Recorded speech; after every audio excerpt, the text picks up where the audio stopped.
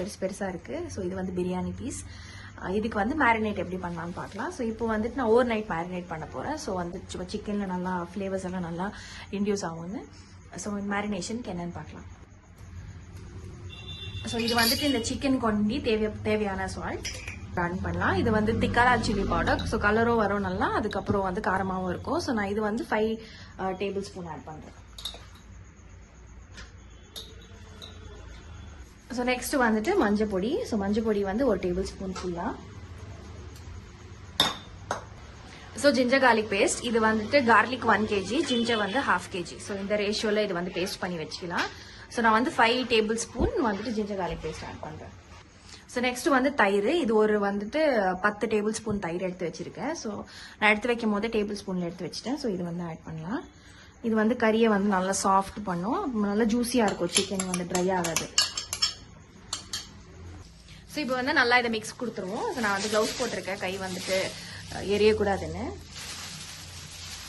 இதை வந்து over night ஃப்ரிட்ஜில் வச்சுட்டு நாளைக்கு நான் பிரியாணி பண்ணும்போது எப்படி பண்ணுறேன்னு காமிக்கிறேன். சப்போஸ் நீங்கள் மட்டன் பிரியாணி பண்ணுறதுனா சேம் ப்ரொசீஜர் தான் ஃபாலோ பண்ணணும். ஸோ இது வந்துட்டு இப்படி லோடு பண்ணியாச்சு. இப்போ நம்ம இதை வந்துட்டு ஒரு ஃபாயில் ரேப்பரில் வந்து நல்லா ரேப் பண்ணி டைட்டாக ரேப் பண்ணி இதை வந்து க்ளோஸ் பண்ணி ஃப்ரிட்ஜில் வச்சிடலாம்.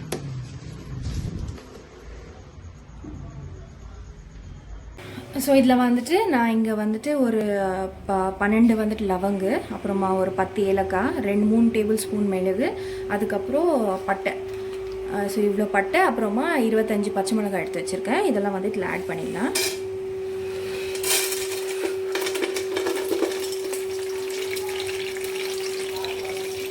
ஸோ இதை லைட்டாக ஃப்ரை பண்ணால் போதும். ரொம்ப 15 வெங்காயம் வந்துட்டு நல்லா ஸ்லைஸாக ஆக்கி வச்சுருக்கேன்.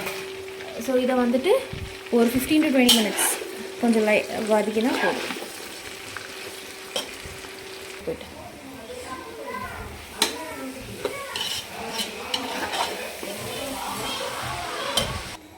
ஸோ இப்போ நம்ம க்ரீன் பேஸ்ட் ரெடி பண்ண போகிறோம். இதுக்கு வந்து 2 கட்டு கொத்தமல்லி புதினா எடுத்துருக்கேன்.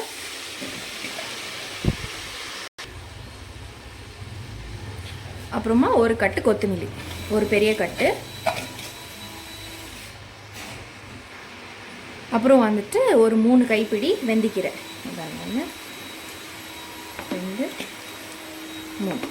ஸோ வெந்தயக்கீரை தான் இந்த பிரியாணிக்கு வந்து ஃப்ளேவரு. ரொம்ப ஓவர் ஆட் பண்ணிடக்கூடாது, கசப்பு வந்துடும். ஸோ 1 kgக்கு 1 கைப்பிடி மாதிரி 3 kgக்கு நாம் வந்துட்டு 3 கைப்பிடி போட்டுன்னு இதை நல்லா வதக்கி எடுத்துடலாம். ஸோ இப்போ டெங்க்ஸை வச்சாச்சு. இது வந்து நல்லா சூடாகட்டும். நல்லா சூடானோடனே நான் ஃபஸ்ட்டு என்ன ஆட் பண்ணுறேன்னா நெய். ஸோ பிரியாணிக்கு வந்து நல்லா நெய் ஊற்றினா நல்ல ஒரு ஃப்ளேவர் கொடுக்கும். ஸோ இது வந்து ஆப்ஷனல், உங்களுக்கு தேவைன்னா ஊற்றிக்கலாம், இல்லைன்னா இல்லை. ஸோ ஃபஸ்ட்டு நெய் ஆட் பண்ணிவிட்டேன். அது கூடவே ஆயில் ஆட் பண்ணிக்கலாம். அதுக்கப்புறம் நான் இங்கே ஸ்பைசஸ் எடுத்து வச்சுருக்கேன். ஸோ இங்கே கொஞ்சம் பட்டை, கல்பாசி, அப்புறமா ஏலக்காய், ஷாஹி ஜீரா, அதுக்கப்புறம் அன்னாசி பூ, லவங்கு. ஸோ இதெல்லாம் வந்துட்டு இதில் ஆட் பண்ணிக்கலாம். ஸோ எண்ணெய் வந்து ரொம்ப சூடான பிறகு ஆட் பண்ணாதீங்க, கருகிடும். அதுக்கப்புறம் வந்துட்டு பிரிஞ்சி இலை. ஸோ இது கொஞ்சம் நல்லா ஃப்ரை ஆனோடனே நான் ஒரு நல்ல 2 பெரிய வெங்காயம் வந்து நல்லா நறுக்கி வச்சுருக்கேன். ஸோ இதுவும் ஆட் பண்ணிக்கலாம்.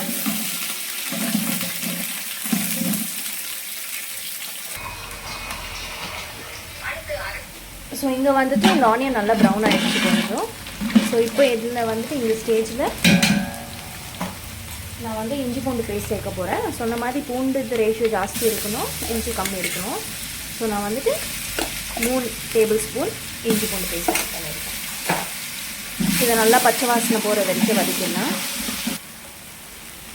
ஸோ இது நல்லா வதங்கிருச்சு. அப்புறமா நேற்று நம்ம ஊற வச்சுருந்தோம் இல்லைங்களா அந்த சிக்கன் வந்து பக்கெட்டில். ஸோ அந்த சிக்கனை வந்து இப்போ இதில் ஆட் பண்ணிடலாம்.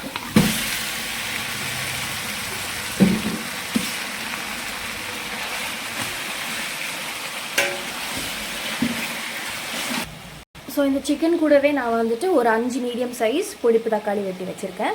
ஸோ டொமேட்டோ வந்து ஆப்ஷனல் தான், நான் டொமேட்டோ போட் பண்ணால் கொஞ்சம் நல்லாயிருக்கும். So 5 medium size tomato.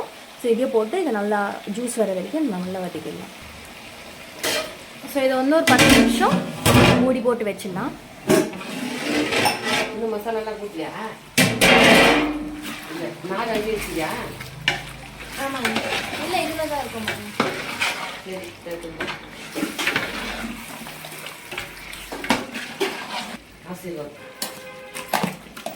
கூட எடுத்துக்கிட்டா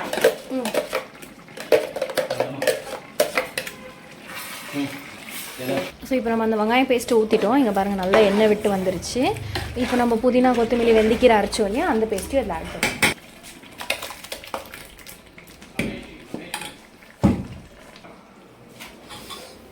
ஸோ இங்கே பாருங்கள் பிரியாணி நல்லா ரெட்டாக இருந்தது, இப்போ கம்ப்ளீட்டாக க்ரீனாக மாறிடுச்சு. ஸோ நான் வந்து அந்த மிக்ஸி ஜாரில் நல்லா தண்ணி ஊற்றி அதில் மசாலா எதுவும் வேஸ்ட் பண்ணல. ஸோ அதில் ஒரு 2 கிளாஸ் தண்ணி இதில் ஊற்றிருக்கேன். கல்லுப்பு, ஸோ உப்பு தேவையான அளவுக்கு. எனக்கு காரம் கொஞ்சம் கம்மியாக பட்டுது, ஸோ அதனால் வந்துட்டு நான் ஒரு 10 பச்சை மிளகாய் வந்து ஆட் பண்ணிட்டேன். இங்கே பாருங்கள். ஸோ இந்த மாதிரி நடுவில் ஒரு கோடு போட்டு ஆட் பண்ணியிருக்கேன். ஸோ காரம் கம்மியாக இருந்துச்சு நான் பச்சை மிளகாய் ஆட் பண்ணிக்கலாம். வேறு எந்த மிளகா பொடியும் அந்த மாதிரி எதுவும் ஆட் பண்ணக்கூடாது. ஸோ நம்ம இப்போ வந்து இந்த ரைஸில் ஆட்